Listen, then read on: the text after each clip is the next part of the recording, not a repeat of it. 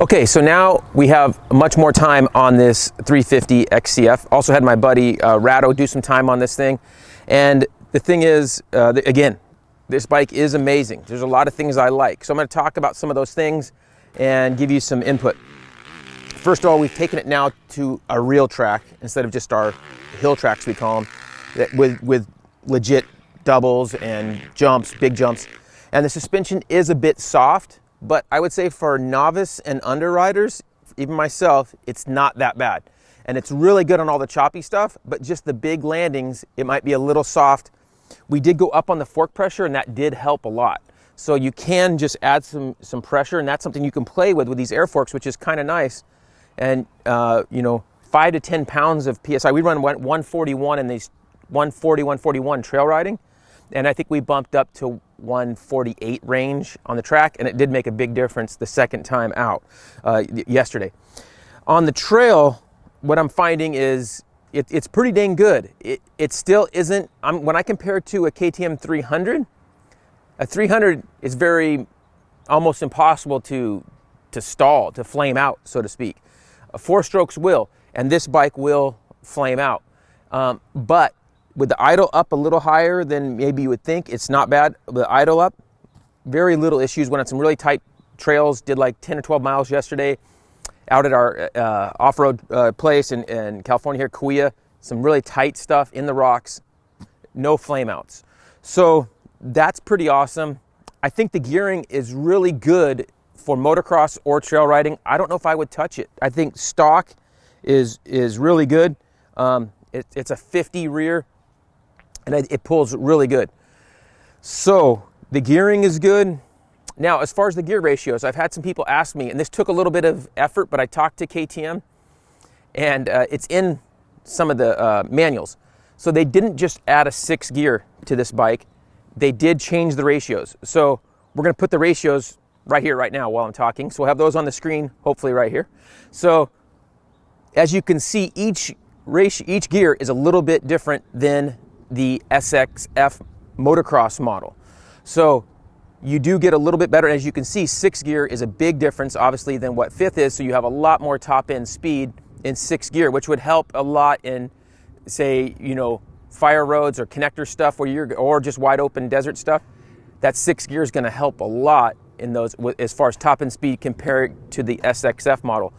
I don't know that there's any huge downside to this transmission on the track. You can see that the 1st through 5th gears are pretty close, so I don't see it being a big issue with running this bike on the track for most people. I don't see it being any big deal at all. So that addresses the tranny. The tank, I don't notice that it's bigger. It's not that big a deal. For trail riding, I'd probably even put a bigger one someday. There's IMS doesn't have theirs done yet, but that's going to be coming in the next little while, so we'll probably do that later on when we build it. Not a huge fan of the lower bars. I'm probably going to put on some bars that I'm more comfortable with. With the Renthal, we run 603 bars usually on these bikes. Not quite as tall as 604, so 603. So pretty happy with that. Love the controls. The hydraulic clutch is incredible and so light on this bike. Now the next thing I'm going to talk about is your map selector switches. So you have 1, 2, and TC is traction control. These switches can be adjusted on the fly while the bike's running, in gear, out of gear, whatever. Easy, really easy to use. With the map selector switch, map 1 is standard, 2 is advanced. Then TC puts traction control, which means it tones it down even more. So what they say TC is for dry, slippery conditions where you don't want a big old hit. I've played with all of them. It is a little bit difficult to really tell. I think unless you're a really fast guy, it's hard to tell that you've actually switched and made a difference. I asked KTM, even some guys that really should know, and they don't get solid data from KTM Austria, which is very unfortunate because you should be able to know if you bought a car and it had a switch, they would tell you what it did. They don't tell you what these do. They just say it makes it a little slower. So we don't know where and how it does it. It'd be nice to know. So that's one real downside, but it's a cool feature. It'd be nice to know what it actually did, how much it retarded it. My guess is it retards it a little bit, changes the mapping a little bit from 1 to 2, and then the same thing with traction control. So I think most people on the track or in maybe the desert stuff, always going to be in 1. and if you're on the trail too, and even adding the TC button on. They're really easy to do, to hit the buttons, and you can look down and see it's on, so it's really easy to use. So those are the main things to cover. Didn't have much overheating issues. This bike doesn't have a fan or a coolant catch can, and really didn't get any issues where we overheated it. Haven't gotten anything super gnarly yet, but it's pretty dang good. Now, so the big question will be, would I choose this bike over a 300 on the trail? And the answer is probably no. I still would prefer a 300 on the trails, on about any trails. So where would I choose this bike over? And that would be if I only could have one bike.